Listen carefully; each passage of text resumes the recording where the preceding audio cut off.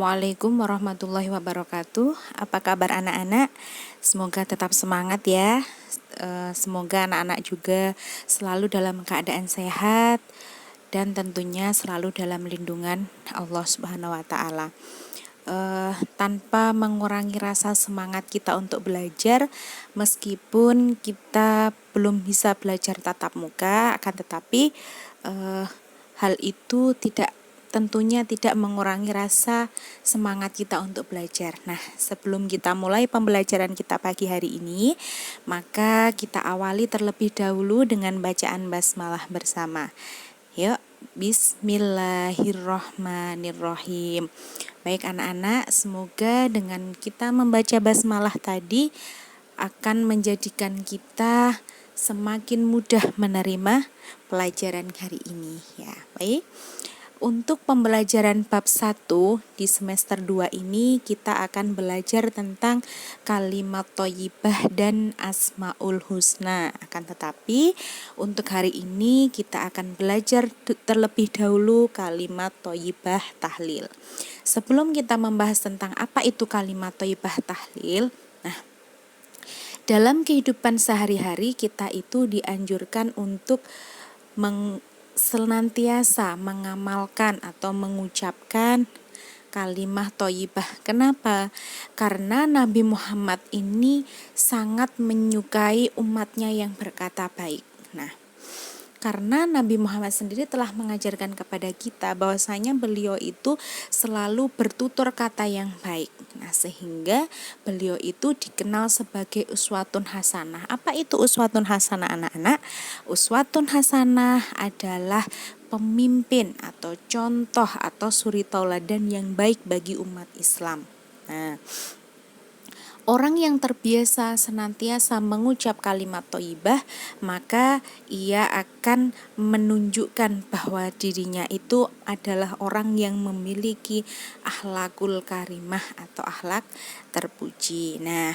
Selanjutnya kita masuk kepada pembahasan kita tentang kalimat thayyibah. Apa itu kalimat thayyibah? Kalimat thayyibah adalah kata-kata yang baik yang diucapkan dalam kondisi tertentu. Seseorang yang terbiasa mengucap kalimat thayyibah dalam kondisi apapun, baik senang ataupun susah, itu akan disayang oleh Allah. Kalimat thayyibah ini kenapa ketika kita mengucapkan itu akan disayang oleh Allah? Karena kalimat thayyibah itu sejatinya di dalamnya mengandung arti pujian kita kepada Allah. Kita memuji nama Allah. Sekarang kita menuju ke kalimat thayyibah tahlil. Anak-anak boleh sambil disimak di LKS-nya dibuka di halaman 4 ya anak-anak. Di situ ada yang pertama, pengertian kalimat thayyibah tahlil. Kalimat thayyibah tahlil berbunyi la ilaha illallah, yang artinya tiada Tuhan selain Allah.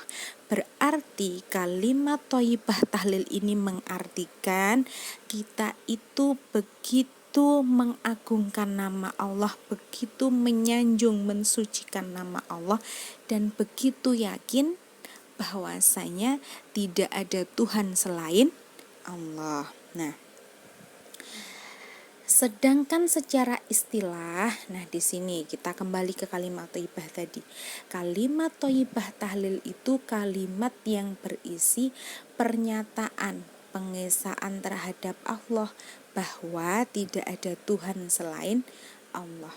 La ilaha illallah, yaitu tiada Tuhan selain Allah.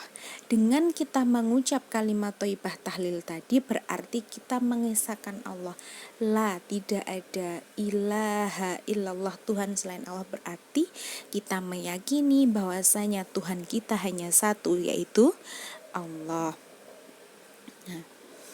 Karena sesungguhnya tidak ada Tuhan yang pantas kita sembah kecuali hanya Allah.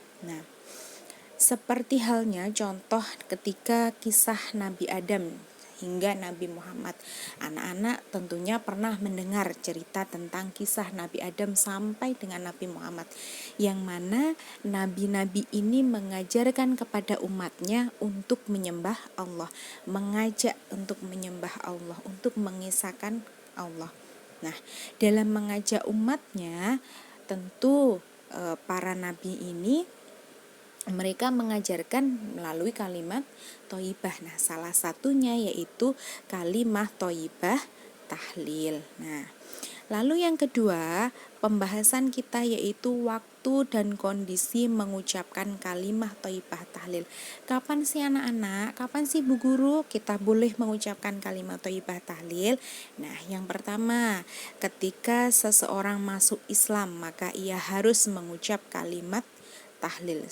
Selain mengucap kalimat syahadat, nah, kalimat yang diucapkan ketika seseorang itu masuk agama Islam adalah kalimat tahlil. Kenapa? Karena selain persaksian dua kalimat syahadat atau syahadatain itu diikuti dengan kalimat tahlil, yang mana itu juga artinya tentang mengisahkan Allah. Yang kedua, ketika berdoa kepada Allah. Nah, tentu ketika kita merayu, kita meminta segala hal kepada Allah, maka kita hendaknya merayu Allah, kita meminta Allah dengan cara mengucap kalimat tahlil. Yang ketiga, ketika hati sedang gelisah, karena dengan mengingat Allah, hati kita akan menjadi tentram. Gelisah, kita sedang sedih, sedang dirundung masalah, sedang sakit. Nah, maka kalimat thayyibah yang kita ucapkan yaitu kalimat thayyibah tahlil. Kita memohon kekuatan, kita mengakui bahwasanya hanya Allah yang menguasai semua ini, termasuk menguasai rasa sedih kita. Ketika kita sedih, Allah lah yang menguasai semua yang terjadi atas diri kita. Maka kita mengucap kalimat thayyibah, Allah pula yang akan menghilangkan kesedihan kita. Nah, selanjutnya pada saat zikir setelah sholat fardu itu wajib hukumnya. Kenapa? Karena setelah sholat fardu pasti kita akan berzikir, kita akan memohon. Karena apa?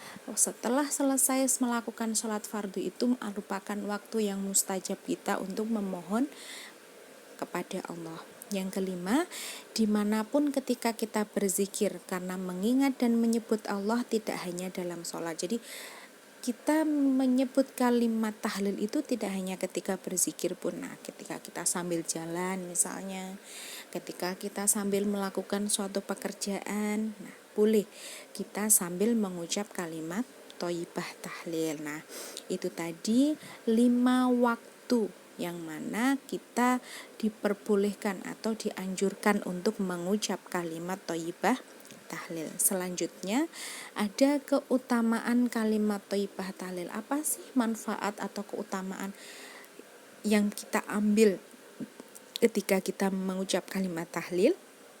Yang pertama, dengan mengucap kalimat tahlil tadi berarti kita mengesahkan Allah. Karena apa? La ilaha illallah, kita menyatakan bahwa diri kita ini yakin tidak ada Tuhan selain Allah. Yang kedua, mendekatkan diri kepada Allah. Dengan kita memuji berarti kita mendekat kepada Allah. Yang ketiga, menambah pundi-pundi amal. Jelas, karena setiap ucapan yang mengandung doa, ucapan kebaikan yang kita keluarkan dari mulut kita pasti akan mendatangkan pahala. Yang terakhir, menghapus dosa-dosa kita kepada Allah. Baik anak-anak, mungkin sampai di sini dulu yang kita pelajari atau yang kita bahas tentang kalimat thayyibah tahlil. Nah, anak-anak sambil baca dipahami, silahkan dibaca LKS-nya, silahkan dibaca buku paketnya. Apabila nanti ada hal-hal yang kurang paham, bisa kalian tanyakan kepada Bu Guru, boleh melalui WhatsApp. Nah, silahkan. Mungkin itu saja anak-anak. Nanti di pertemuan berikutnya akan kita bahas selanjutnya yaitu tentang Asmaul Husna. Nah, banyak kekurangan dari Bu Guru, mohon maaf. Jangan lupa untuk terus belajar, tetap semangat meskipun dalam kondisi seperti sekarang ini. Kita tidak boleh bermalas-malasan ya. Sekali lagi tetap semangat, jangan lupa sholatnya, selalu rajin belajar di rumah, dan tentunya jangan lupa membantu kedua orang tua.